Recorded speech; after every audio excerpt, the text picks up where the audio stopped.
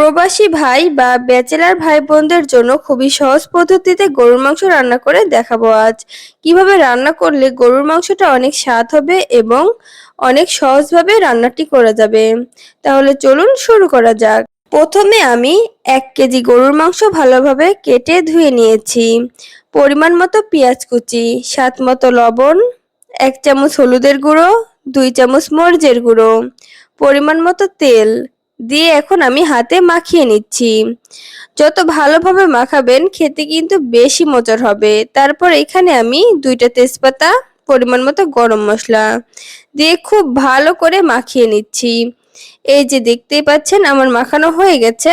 এখন আমি হাত ধোয়া পানি দিয়ে দিব, দিয়ে ঢাকনা দিয়ে ঢেকে দিব। এভাবেই আমি কিছুক্ষণ রান্না করে নিব আর মাঝে মধ্যে আমি নেড়ে, তাহলে লেগে যাবে না। এই যে দেখুন গরুর মাংসগুলো আমি কষিয়ে নিচ্ছি আর বেশ খানিক সময় ধরে কষাতে হবে। গরুর মাংসগুলো যখন ভালোভাবে কষানো হয়ে যাবে তখন এইখানে আমি আলু দিয়ে দিলাম। আমি আলুগুলো ছোট করে কেটে নিয়েছি, তাহলে কিন্তু খেতে অনেক মজা লাগবে। গরুর মাংস যে কোনো কিছুর সঙ্গে খেতে অনেক ভালো লাগে, তবে আলু দিলে কিন্তু বেশি ভালো লাগে। তারপর এখানে আমি গোটা রসুন দিয়ে দিলাম, দিয়ে এখন আমি নেড়ে দিচ্ছি। তারপর আমি ঢাকনা দিয়ে ঢেকে দিব।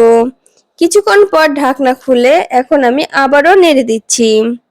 গরুর মাংসগুলো ভালোভাবে কষাতে হবে, না হলে কিন্তু খেতে একদমই ভালো লাগবে না।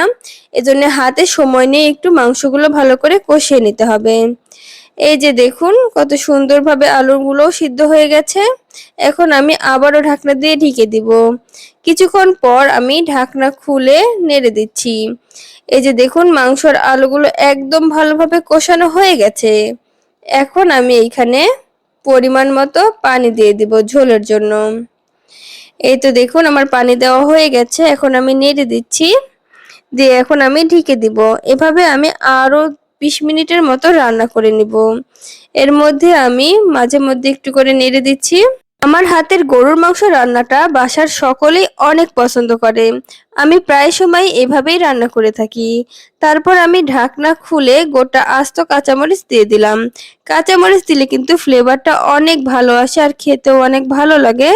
তারপর আমি এইখানে 2 চা চামচ ভাজা জিরা গুঁড়া দিয়ে দিলাম। ভাজা জিরা গুঁড়া দিলে কিন্তু ফ্লেভারটা অনেক ভালো আসে আর খেতেও অনেক ভালো লাগে। এখন আমি নেড়ে দিয়ে ঢাকনা দিয়ে ঢেকে দিব। এভাবেই আমি চুলার উপর কিছুক্ষণ রেখে দিব। এই যে দেখুন তরকারির ফাইনাল লুক। আশা করি আজকের এই রেসিপিটি আপনাদের অনেক ভালো লেগেছে। আমি খুবই সহজভাবে আপনাদের সাথে শেয়ার করলাম। ভালো লাগলে অবশ্যই লাইক, কমেন্ট, শেয়ার করে দিবেন। আল্লাহ হাফেজ।